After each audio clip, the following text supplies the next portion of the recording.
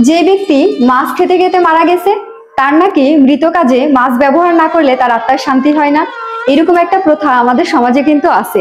তো আমার একটা প্রশ্ন, যখন সেই ব্যক্তিটা মারা যায়, মারা যাওয়ার পরে সেই ব্যক্তির কানে ঠিক আপনারা কি দেন? কোনো মাছের নাম? কারণ তার আত্মা তো শান্তি পাচ্ছে না। অর্থাৎ আত্মায় যেটা চায়, সে আত্মায় যেটা দিয়ে গেছে সারা জীবন, যেটা খেয়ে গেছে, তার মৃত্যুর পরে সেটাই করতে হবে, সেটাই দিতে হবে, না হলে তার আত্মা শান্তি পাবে না।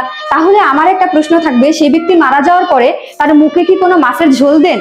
অর্থাৎ ধরেন এই যে কাতল মাছ, চিতল মাছ, রুই মাছ, তারপরে মাগুর মাছ, এই যে বিভিন্ন প্রকার যে মাছ আছে, তো মাছ রান্না করে তার মানে ঝোলটা কি তার মুখে দেন? বা তিনি মারা গেলে তার মুখে হরিনামের পরিবর্তে কি বিভিন্ন প্রকার বড় বড় মাছের নাম দেন? তো এরকম তো দেন না, তাই না? তখন কি করেন? তখন তার মুখে দেন হচ্ছে হরিনাম। অর্থাৎ তখন তার মুখে দেন যে হরে কৃষ্ণ কৃষ্ণ কৃষ্ণ হরে হরে, হরে রাম রাম রাম হরে হরে।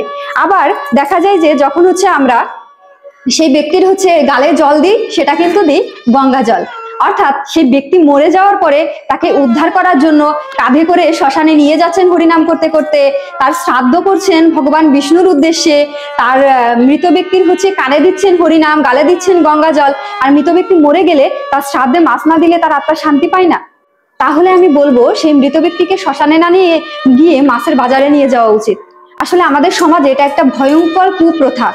ভয়ঙ্কর কুপ্রথা এ কারণেই বলছি, কারণ আমাদের শাস্ত্রে বারবার গরুর পুরাণ বলুন বা ভাগবত বলুন বা বিভিন্ন আমাদের শাস্ত্রীয় গ্রন্থ বলুন, পুরাণ বলুন, উপনিষদ বলুন, যেখানে আলোচনা করা হয়েছে মৃত ব্যক্তির উদ্দেশ্যে শ্রাদ্ধ অনুষ্ঠানে দান, ধ্যান, যজ্ঞ, তপস্যা, গীতা পাঠ বা হচ্ছে কীর্তন, মানে এইগুলো করার কথা। কিন্তু আমরা আমাদের সমাজে কি করছি, কোনো মানুষ মারা গেলে সেই মানুষ নাকি মাছ খেতে খেতে মারা গেছে, তার মৃত্যু অনুষ্ঠানে মাছ যদি না করা হয় তাহলে নাকি সেই মানুষ মুক্তিপ্রাপ্ত হবে না। তো এই যে যে কুপ্রথা এবং কুসংস্কারের ভিতরে আমরা ঢুকে আসি, এখান থেকে আমাদের বের হয়ে এসে বরং সেই মৃত ব্যক্তির আত্মার জন্য, কারণ আপনি ওই যে মাছ দিচ্ছেন, যাই দিচ্ছেন না কেন, সে কিন্তু সেই খাবারগুলো পাবে না ওই জমলোকে।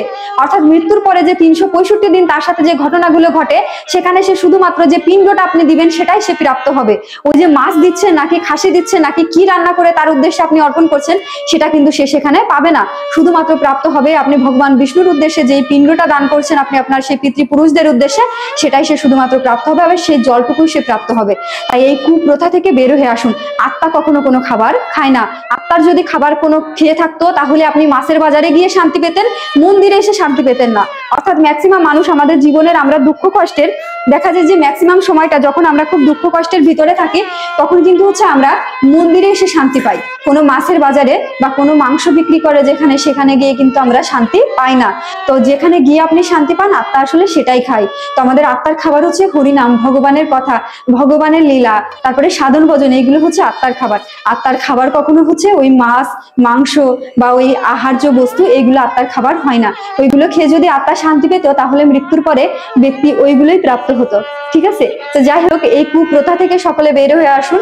সবাই শ্রাদ্ধ অনুষ্ঠানটা সাত্বিকভাবে করার চেষ্টা করুন।